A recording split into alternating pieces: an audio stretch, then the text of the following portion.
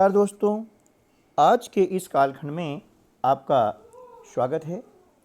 नेस की तैयारी के लिए अभ्यास प्रश्न बैंक के वीडियो आप तक हम पहुंचाते आ रहे हैं।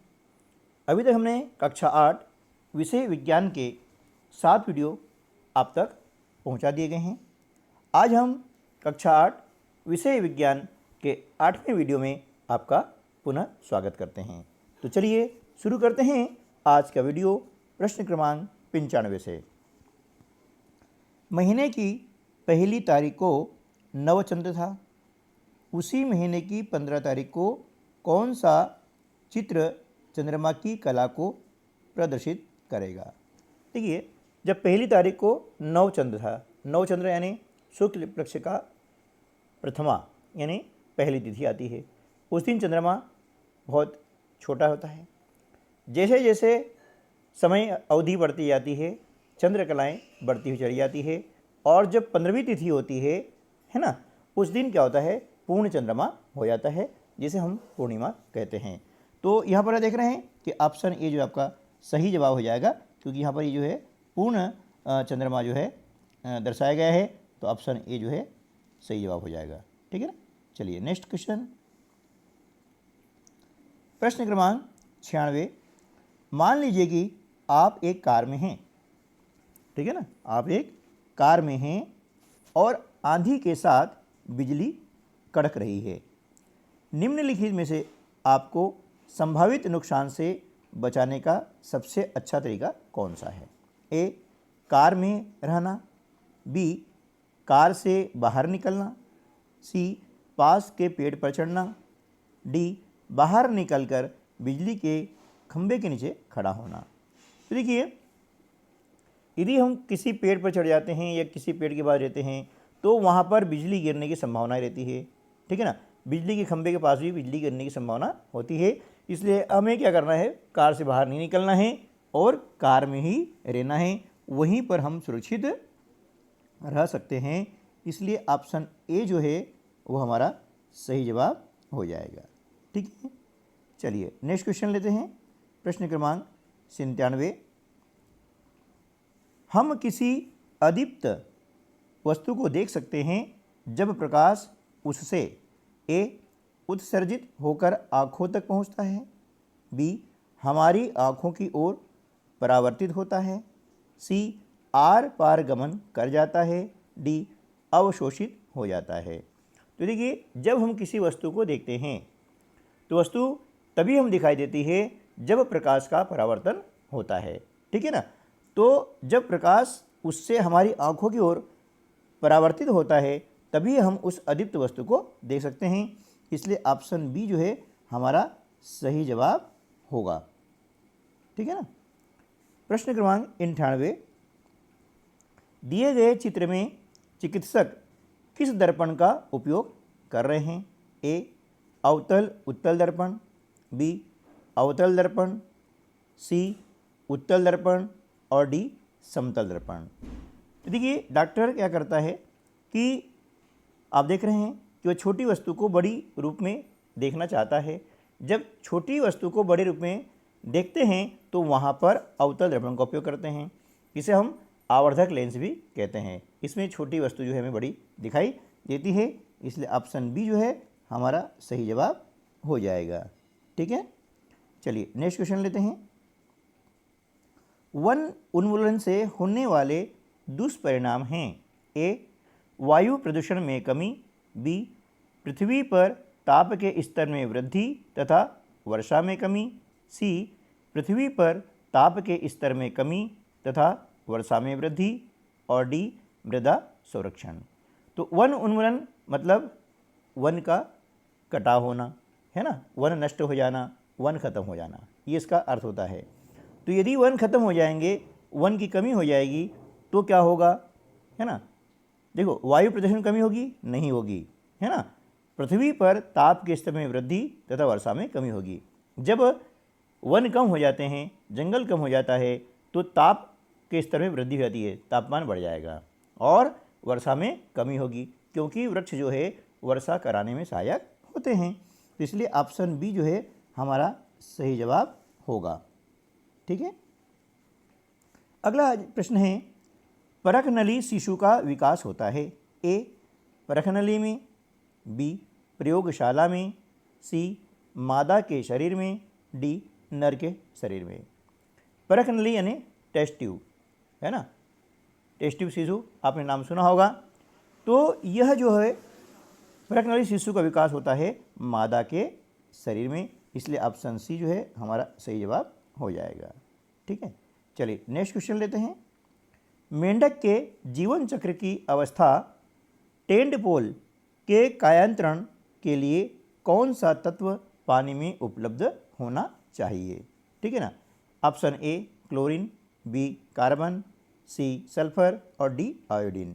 तो देखिए, जब मेंढक का जीवन चक्र की अवस्था होती है टेंडपोल और उसका कायांतरण होता है, उसके लिए पानी में जो उपलब्ध तत्व होना चाहिए वो होता है आयोडीन, है ना। इसलिए ऑप्शन डी जो है हमारा सही जवाब हो जाएगा। ठीक है। चलिए नेक्स्ट क्वेश्चन लेते हैं। प्रश्न क्रमांक 102, साधारण बल्बों के स्थान पर एलईडी का प्रयोग अधिक क्यों किया जाता है? इसके लिए आपको दिए गए 4 कथन, 3 दिए हैं, उनमें से कौन सा कथन सही है? पहला है कम बिजली का उपयोग करना, दूसरा लंबा जीवन है और तीसरा अधिक प्रकाश देता है। तो देखिए, जो साधारण बल्ब होते हैं उनकी तुलना में जो एलईडी लैंप होता है ना, वह क्या होता है, उसमें बिजली की खपत कम होती है ना। दूसरा, उसका जो जीवन होता है, लाइफ होती है, वह बल्ब की तुलना में कहीं अधिक होती है। और आपने देखा होगा कि एलईडी लैंप कम लाइट भी होती है, उसमें यदि वोल्टेज कम होगा तब भी प्रकाश ज़्यादा देती है। यानी ये तीनों जो है कथन सही है और ये स्थिति आ रही है ऑप्शन डी में। ठीक है ना। तो ऑप्शन डी जो है हमारा सही जवाब हो जाएगा। ठीक है। चलिए नेक्स्ट क्वेश्चन लेते हैं। बूझो अपना खिलौना बहुमूर्तिदर्शी यानी कैलाइडोस्कोप बनाना चाहता है, जिसमें वह प्रकाश के परावर्तन द्वारा भांति भांति के आकर्षक पैटर्न देख सके। बूझो को बहुमूर्तिदर्शी बनाने में निम्नलिखित में से किस सामग्री की आवश्यकता होगी?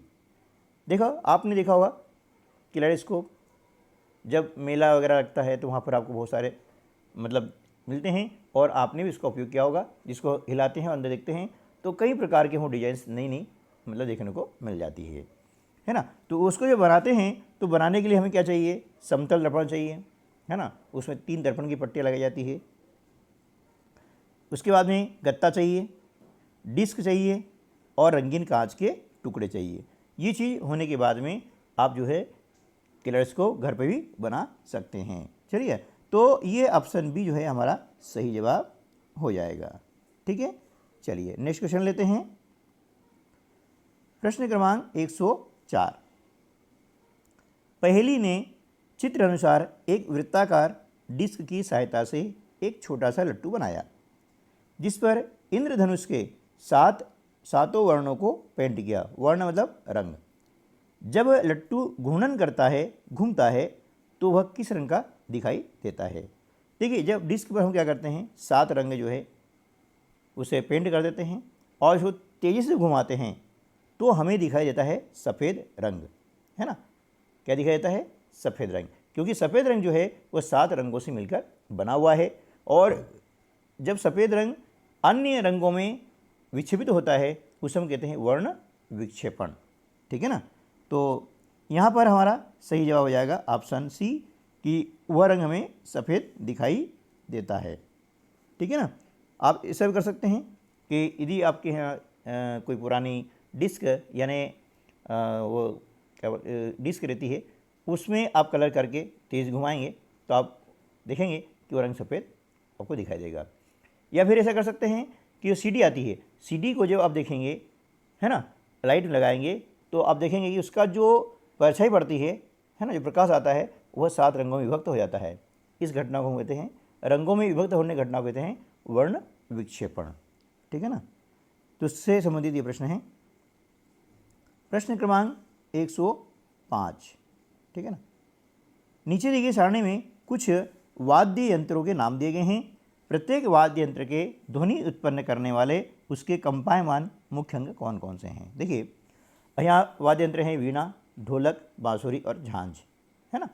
सबके जो ध्वनि उत्पन्न करने का जो कंपायमान जो पार्ट होता है वो सबका अलग अलग होता है। जैसे वीणा, अब वीणा की बात करते हैं तो उसमें जो डोरी है उसमें तनाव उत्पन्न होने के कारण वो कंपन करता है, तनाव रहता है। ढोलक में एक झिल्ली होती है, वो तनी हुई रहती है। और बांसुरी में आप देखते हैं उसमें छेद होते हैं, और जब बांसुरी हो जाते हैं तो उन छेदों को जो है ना बंद चालू किया जाता है अलग अलग सुर निकालने के लिए, उसे बोलते हैं वायु स्तंभ। और झांझ में क्या होती है, जो दो प्लेट होती है उसको आपस में क्या टकराते हैं और उससे ध्वनि उत्पन्न होती है। तो इस प्रकार से हमारा ऑप्शन जो है डी सही हो जाएगा, ठीक है ना। चलिए नेक्स्ट क्वेश्चन लेते हैं 106। एक किसान अदरक की खेती करना चाहता है, वह परिवर्धन की कौन सी विधि प्रयोग में लाएगा? ए मुकुलन, बी कायिक प्रवर्धन, सी खंडन और डी बीजाणु निर्माण। तब देखा होगा कि जब अदरक की खेती करते हैं तो अदरक के छोटे छोटे टुकड़े करके उसको लगाया जाता है। तो जब अदरक से ही अदरक पैदा होता है उसे हम कहते हैं कायिक प्रवर्धन। इसी प्रकार से आलू में भी जो है कायिक प्रवर्धन होता है, गन्ने में भी कायिक प्रवर्धन होता है। तो इस प्रकार से हमारा जो ऑप्शन बी है वह सही जवाब हो जाएगा, ठीक है ना। चलिए नेक्स्ट क्वेश्चन लेते हैं, प्रश्न क्रमांक 107। आपके घर के बगीचे में बहुत सारे पेड़ पौधे हैं, उन पेड़ पौधों से गिरने वाली पत्तियों के निपटान के लिए सर्वोत्तम तरीका कौन सा है? ए पत्तियों को बगीचे में बिखरे रहने देंगे, बी पत्तियों को एकत्र करके जला देंगे, सी पत्तियों को एकत्र करके नदी या तालाब में बहा देंगे, डी पत्तियों को एकत्र करके गड्ढे में डालकर कंपोस्ट बनाएंगे। तो देखिए अब जो पेड़ पौधे से पत्तियाँ गिरती हैं उनका निपटान करने का सबसे बड़ा तरीका ये है कि उससे हम कंपोस्ट खाद बनाएं। और कंपोस्ट खाद बनाने के लिए हमें एक गड्ढा खोदना पड़ता है और उस गड्ढे में जितने भी जैविक अवशिष्ट होते हैं वो डाल देंगे तो क्या होगा, आपका कंपोस्ट खाद बन जाएगा। तो इस प्रकार से ऑप्शन डी जो है हमारा सही जवाब हो जाएगा, ठीक है ना। चलिए नेक्स्ट क्वेश्चन लेते हैं। बुझो चंपा की खेती करना चाहता है, वह परिवर्धन का कौन सा तरीका प्रयोग में लाएगा? ए युग्मक निर्माण, बी खंडन, सी बीजाणु निर्माण और डी कलम। तो चंपा खेती में कलम काट के लगाई जाती है, जिस प्रकार से गुलाब में कलम काट के लगाई जाती है ना, इस प्रकार से। तो यहाँ पर चंपा खेती करना चाहता है तो उसके लिए परिवर्धन का जो सही तरीका है वह है कलम, यानी ऑप्शन डी जो है हमारा सही जवाब हो जाएगा, ठीक है ना। चलिए नेक्स्ट क्वेश्चन लेते हैं 109। जल का उपयोग करने से पूर्व इसमें क्लोरीन की गोलियां मिलाते हैं, क्यों मिलाते हैं? ए यह जल को मीठा बनाता है, बी यह जल को नमकीन बनाता है, सी यह जल को शुद्ध करता है, डी यह जल में कोई परिवर्तन नहीं करता है। तो देखिए जल का उपयोग करने से पहले इसमें क्लोरीन की गोली इसलिए मिलाई जाती है ताकि जल शुद्ध हो सके, है ना। तो इस दृष्टिकोण से ऑप्शन सी जो है हमारा सही जवाब हो जाएगा कि यह जल को शुद्ध करता है, ठीक है ना। अगला प्रश्न है 110।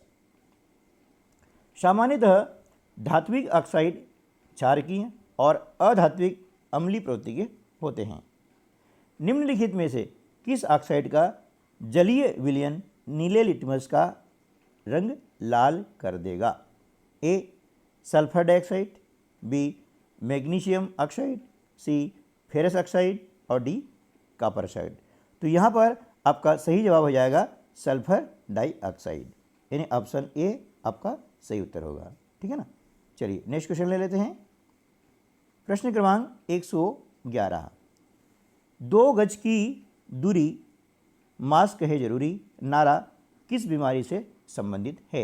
ए डेंगू, बी कोविड-19, सी जलीय दस्त, डी मलेरिया।